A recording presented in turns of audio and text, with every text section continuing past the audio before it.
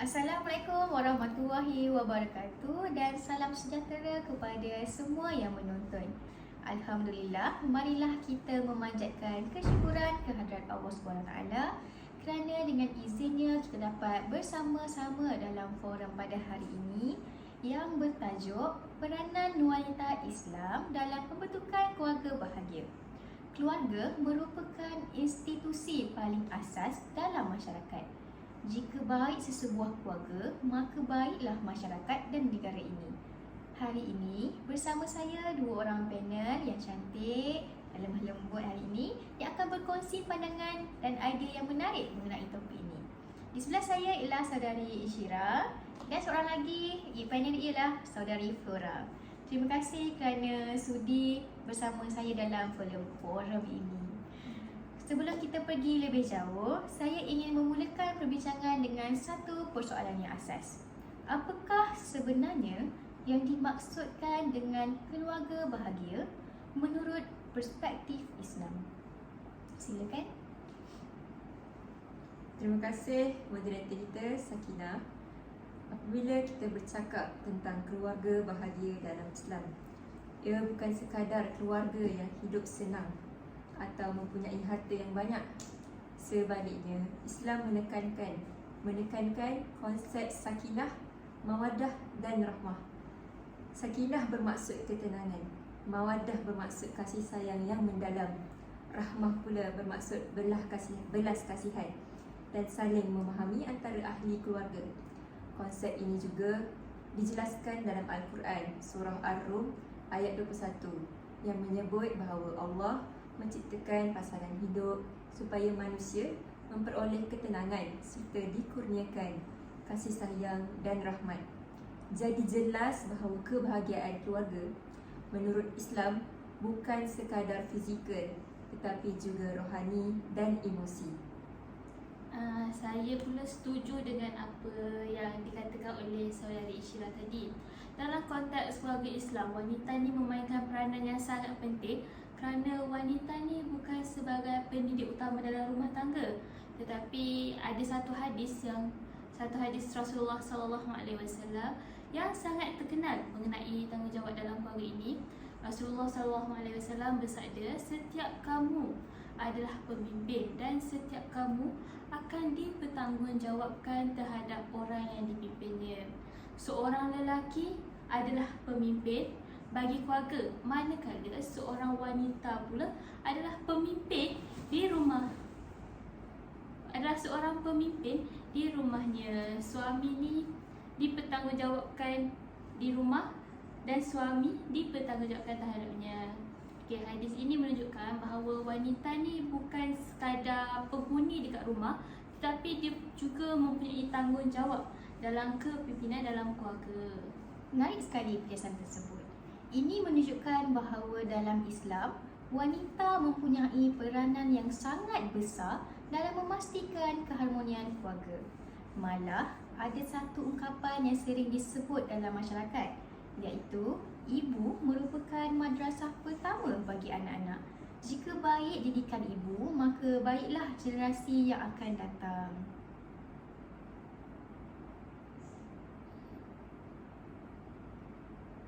Okey, baiklah. Sekarang kita masuk kepada persoalan utama forum ini. Apakah peranan utama wanita Islam dalam membentuk keluarga yang bahagia dan harmoni? Saya mulakan dengan saudari Isyra. Boleh? Boleh. Baiklah, peranan pertama dan paling penting bagi seorang wanita Islam ialah sebagai pendidik kepada anak-anak.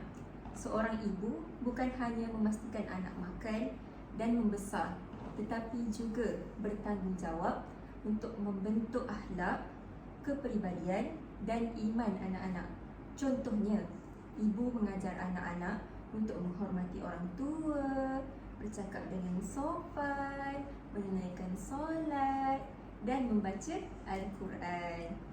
Jika nilai-nilai ini diterapkan sejak kecil, anak-anak akan membesar menjadi insan yang berakhlak mulia.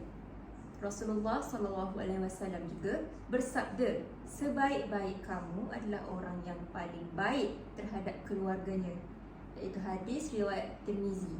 Ini menunjukkan bahawa keluarga adalah tempat pertama untuk membina akhlak yang baik.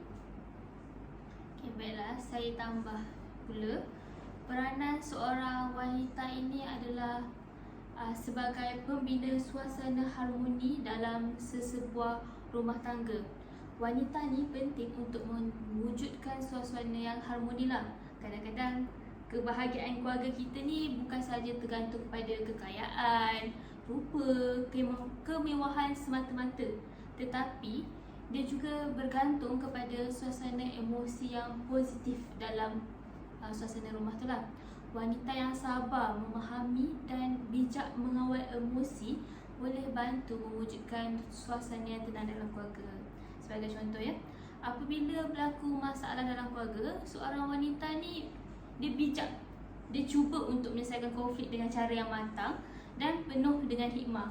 Dia selaras dengan hadis Rasulullah SAW yang menyebut wanita yang soleh ialah wanita apabila dipandang oleh suaminya akan menggembirakan hati seorang suami. Ini dipetik daripada hadis riwayat Abu Daud lah. Maksudnya di sini bukan sekadar dari segi rupa, tetapi juga akhlak, kelembutan dan sikap yang menenangkan hati suami serta keluarganya.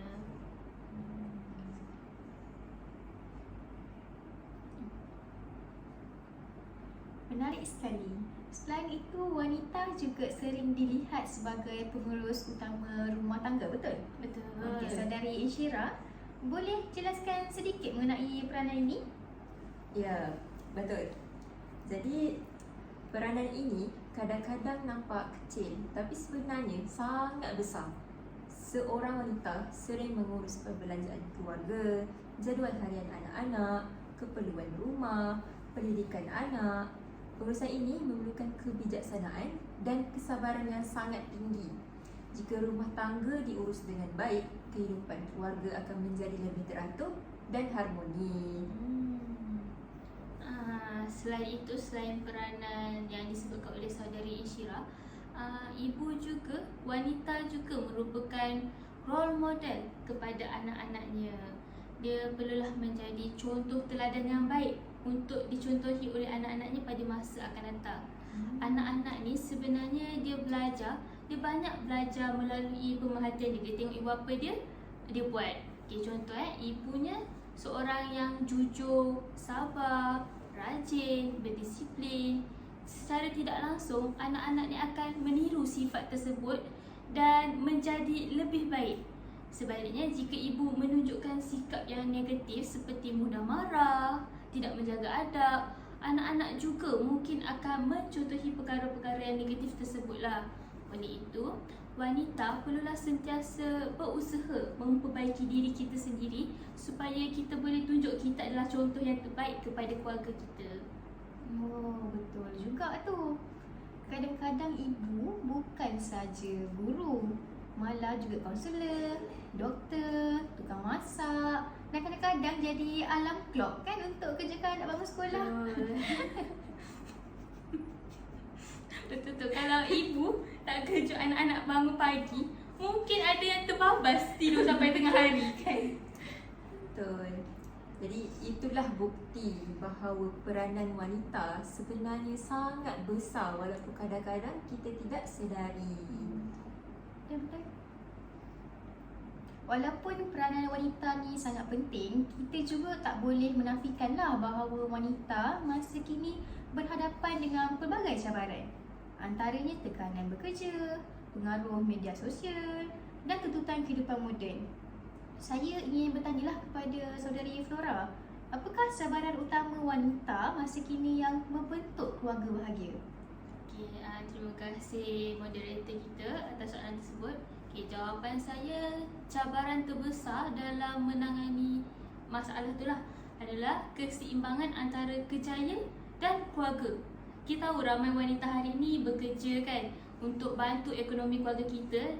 Namun dalam masa yang sama, mereka juga perlu menjalankan tanggungjawab sebagai ibu dan sebagai isteri. Ini boleh menyebabkan seorang wanita berasa tertekan dan keletihan. Oleh itu, kita sebagai seorang wanita ni, kita perlulah bijak menguruskan masa serta mendapatkan sokongan lebih lanjut daripada ahli keluarga. Jadi saya juga ingin menambah satu lagi cabaran, iaitu pengaruh teknologi dan media sosial. Anak-anak hari ini sangat terdedah kepada pelbagai maklumat di internet. Jika kita tak pantau dengan baik, ia boleh memberi kesan negatif kepada perkembangan mereka. Oleh itu, wanita sebagai ibu perlu memainkan peranan dalam membimbing anak-anak menggunakan teknologi secara bijak. Okey, saya tambah lagi jawapannya. Sebagai apa yang cabaran dihadapi oleh wanita ni adalah cabaran dari segi kesihatan mental dan juga emosi. Kita sebagai seorang wanita ni, kita memikul banyak tanggungjawab, sekaligus boleh menyebabkan tekanan lah pada diri kita kan. Jadi penting untuk seorang wanita untuk menjaga kesejahteraan diri dengan mendekatkan diri dengan Allah, berkongsi masalah dengan pasangan. Kalau ada masalah, jangan simpan sendiri. Selain itu, kita juga perlu dapatkanlah sokongan daripada keluarga. Baiklah, sebelum kita menutup forum ini, saya ingin meminta setiap panel untuk memberikan rumusan ringkas mengenai topik yang kita bincangkan hari ini. Okey, jadi kesimpulannya, wanita merupakan asas kepada pembentukan keluarga yang bahagia. Jika wanita mempunyai iman yang kuat, akhlak yang baik dan ilmu yang mencukupi, maka keluarga juga akan menjadi lebih kukuh dan harmoni. Saya juga percayalah bahawa wanita ni bukan sahaja tugas dia untuk membentuk keluarga, tetapi tugas wanita ni adalah membentuk masyarakat melalui didikan yang diberikan kepada anak-anak di rumah sendiri.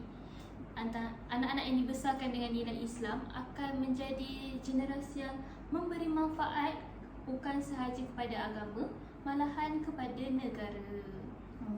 Okey, terima kasih kepada kedua-dua panel atas perkongsian yang sangat bermanfaat. Sebagai kesimpulan, wanita Islam memainkan peranan yang sangat besar dalam membentuk keluarga bahagia melalui peranan sebagai pendidik, pembimbing, pengurus rumah tangga dan contoh teladan kepada anak-anak. Semoga perbincangan ini dapat memberi inspirasi kepada kita semua untuk menghargai peranan wanita dalam institusi keluarga. Dengan itu, berakhirlah forum kita pada hari ini. Sekian, terima kasih.